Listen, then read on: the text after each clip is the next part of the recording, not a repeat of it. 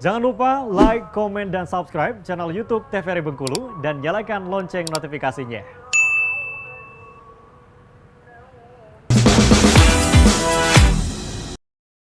Balik lagi di Opini obrolan pas di sini. Nah, pemirsa kita masih membahas mengenai kesehatan nih dan seputaran dunia gym.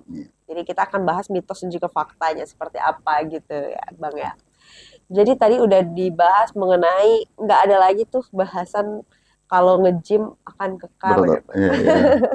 Dan banyak juga sebenarnya hal-hal negatif yang mungkin masyarakat masih berpikir kayak oh nge-gym ini seperti ini dan seperti itu. Tapi sebenarnya nge-gym itu sangat penting ya Bang ya Iya, untuk kesehatan tubuh. betul. Jadi sebenarnya ya itu tadi nge-gym itu adalah olahraga yang ideal untuk semua kita manusia Betul.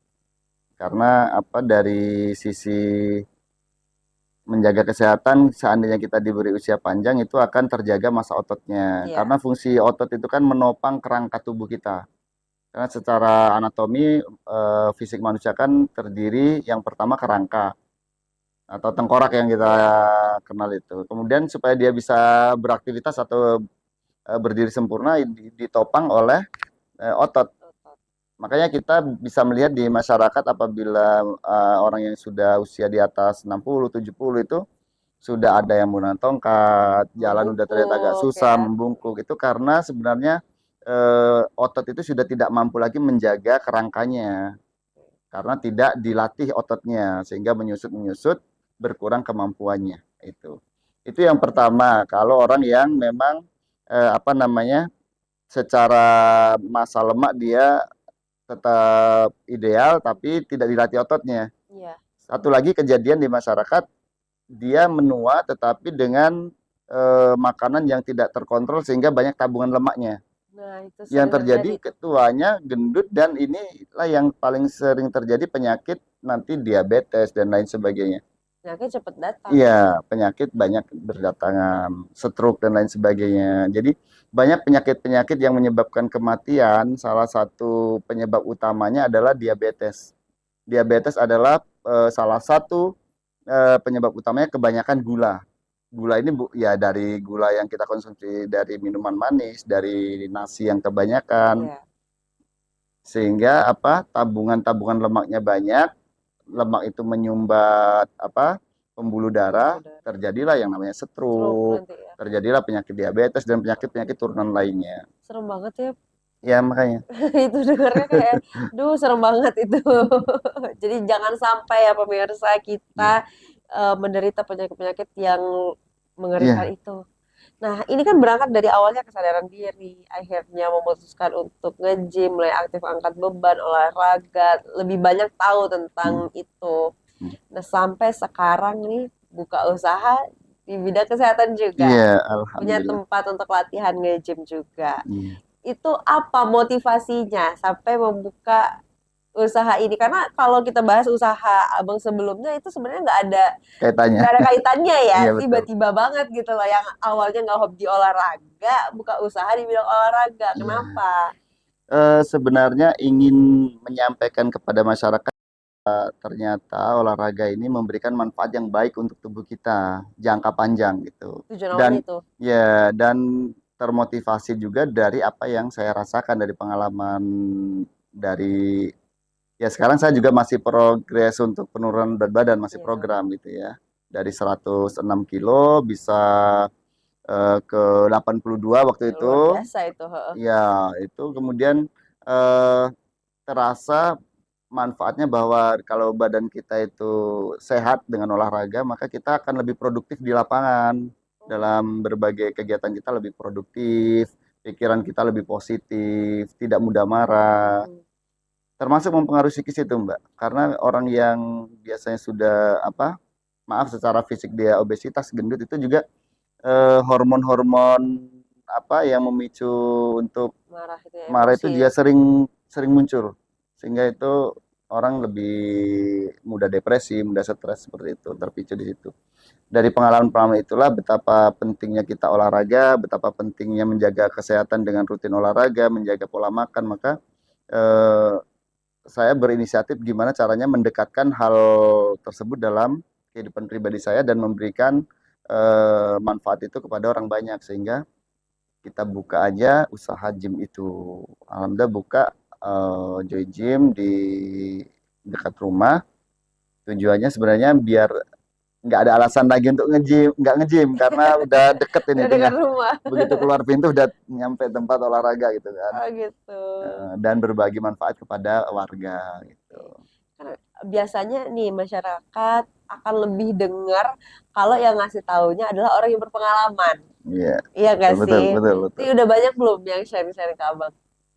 Ya, alhamdulillah udah banyak juga yang apa dari gendut menjadi kurus, jadi apa dari tadinya banyak penyakit menjadi lebih fresh, sudah banyak juga gitu. Itu manfaat yang mulai abang rasain nih setelah rutin udah konsisten sekarang dan alhamdulillah juga berat badannya udah jauh ya bang Hmm. ya dari yang sebelumnya. Itu perubahan yang seperti apa aja sih bang mulai dirasain? Yang jelas kita lebih merasa ringan dalam beraktivitas, Mbak. Pikiran kita lebih jernih, lebih fresh. Jadi kita nggak, yang saya rasakan waktu di 106 kilo itu pertama mudah stres. Udah Jadi stres. secara apa psikologis kita mudah emosi. Oh, Itu memang secara kesehatan, secara ini ada apa? Ada ada hubungannya gitu ya? apa namanya enzim atau zat yang menyebabkan kita itu mudah emosi gitu. Bukan masalah psikis saja Iya. gitu. Sehingga dengan kondisi yang apa?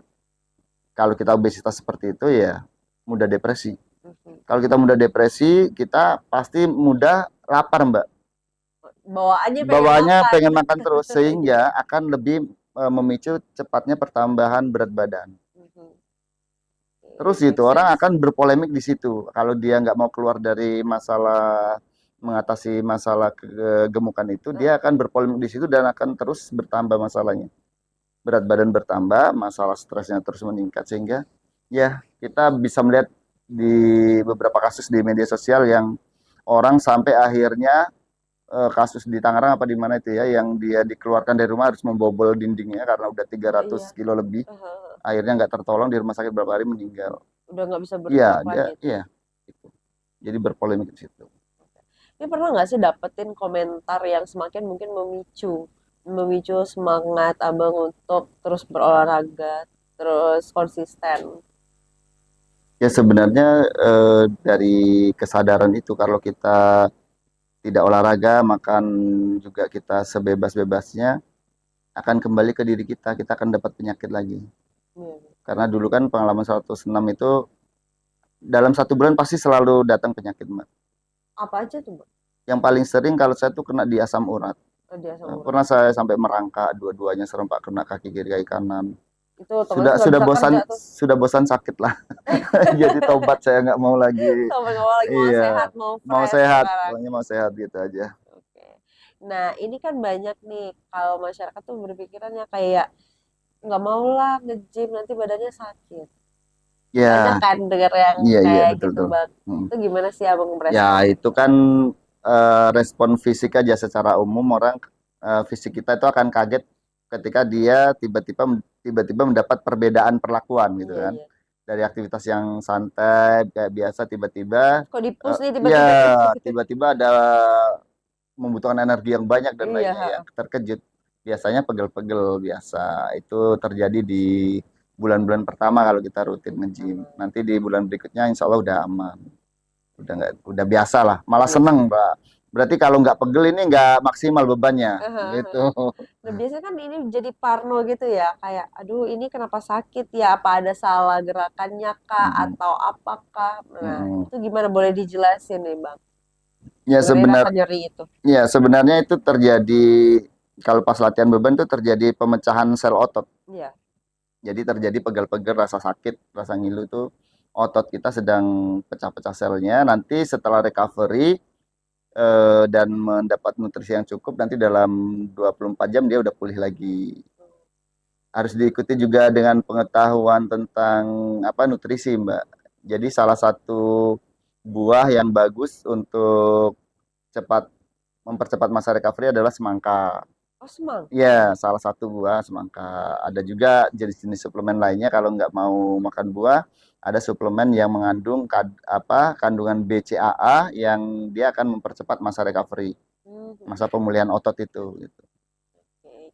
Itu kan berarti faktor makanan juga mempengaruhi agar lekas Iya, pulih gitu ya iya, rasa itu. Nah, itu iya, mungkin boleh kita bahas di segmen berikutnya. iya, Sekarang kita siap. jeda dulu.